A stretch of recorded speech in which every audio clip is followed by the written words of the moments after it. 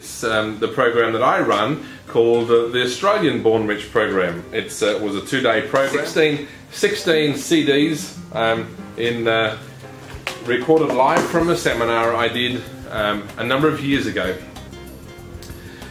I've got some close friends, and I'm sure they don't mind me sharing this story with you. The names are David and Margaret Boucher. We built a factory in a little town called Toowoomba in Queensland, Australia, and we were the second person to build the factory on this industrial land. And there was one other factory on that land. It was down the end of the street, and didn't know who was there and didn't take any notice. We were just doing our own thing and building the products for farmers. And then one day I was sitting in my office, and my office faced down the road, down the street, and I saw coming up the street a Rolls Royce. Now, in a country town like Toowoomba, there are not many, if any, Rolls Royces, and here was a brand new Rolls Royce coming up the street. And I kept looking, and then there was a second one turned into the street, and then a third, and then a fourth, and finally the fifth Rolls Royce turned into the street, come around past our factory, past our office, and drove down to the shed at the end. Now, I hadn't taken much notice of the shed before this, but I did now. But how come there's 5 Rolls Royces pulling up at this shed? There must be something pretty important going on there. You know, it's not a news crew. They don't drive around anything like that. I went down there after they left and introduced myself to the people there, and his name was David Boucher. I found out over the time that he makes the most exquisite furniture in the world. If you want to check him out and look it up, he comes under Boucher & Co. And he makes furniture for kings and queens and royalty and the wealthiest people in the world, because his furniture is absolutely amazing. One piece of furniture, like a table for example, is $250,000. A sideboard might be $100,000. I saw a music box once he'd made for someone's 21st birthday, and it was $2 million. Now, that might be out your realm of thinking right now. For me, it just amazed me. We were making agricultural machinery which we were selling for about $15,000 to $20,000, and he was making this stuff out of timber and selling it for hundreds of thousands, sometimes millions of dollars. One day, just out of the blue, David contacted me, and I hadn't spoken to him for about 4 years, and he said, I had to look you up on the internet to find out where you were, and he said, I just want to make contact with you again.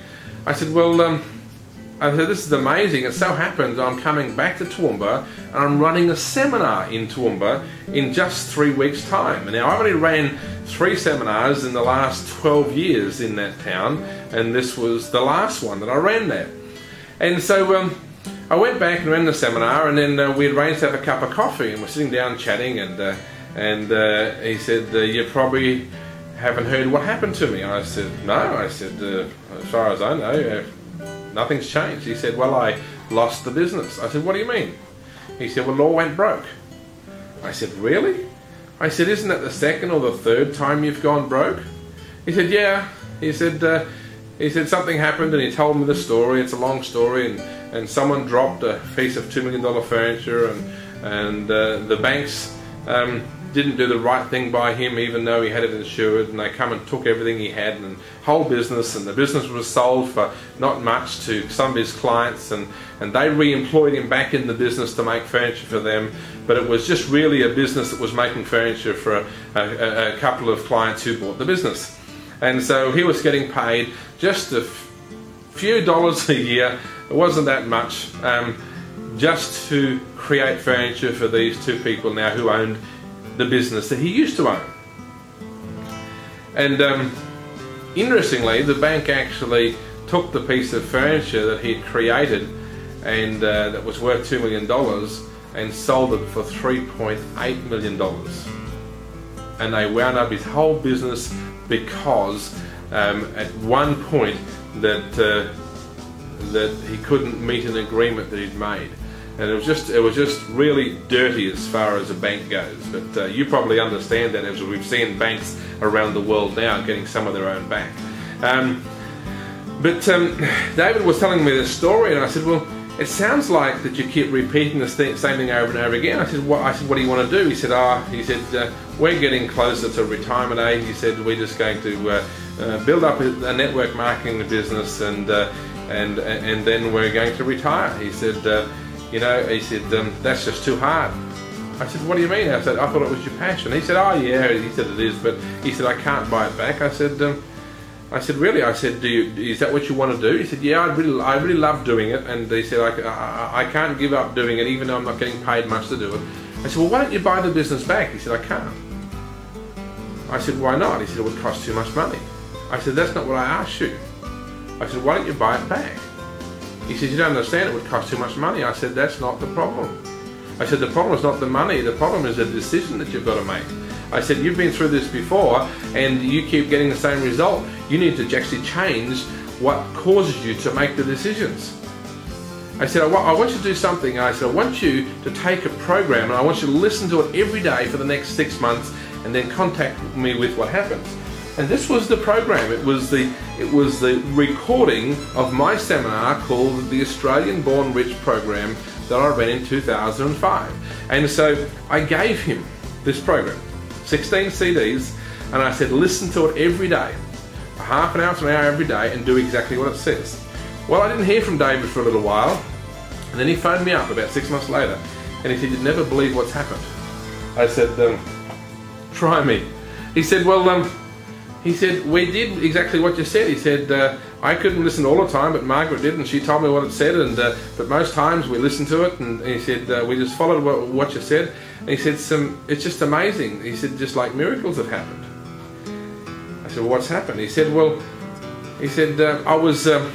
a client came to me to order some furniture, and it was quite a big deal, and it was about $3 million, and I was just going through, and what he does is draw it up and design it for the client, and before he puts it into the factory to get gets the craftsman to make it. And he said we're going through it, and he signed it off, and he said, and then the client turned to me and said, how much do you get out of this? Well, I just work on wages. He said, I lost the business, the bank sold it up on me, and took it all over and sold it back to my clients. He said, I just get paid a few dollars every year to create these wonderful masterpieces for people. He said, no, how much do you get out? He said, I don't get any commission, I just get paid a flat wage. He says, that's not right. Then he turned to Dave and he said, I know what happened. He said, I know that the banks did the wrong thing by you. He said, and I don't like bullies. He said, the bank was the bully, I know what happened, and I don't like bullies. He said, why don't you buy the business back? He said, oh, I can't. He said, I don't have enough money. He said, no, that's not the question I asked. He said, why don't you buy the business back? He said, I don't have the money. He said, how much will it take? Oh, he said, probably about a bit over $1 million, maybe 1.3. He said, well, buy it back. And then the client sat there and wrote out a check. And it was for about $1.3 million, and he gave it to David and he said, buy the business back, if that's what you want.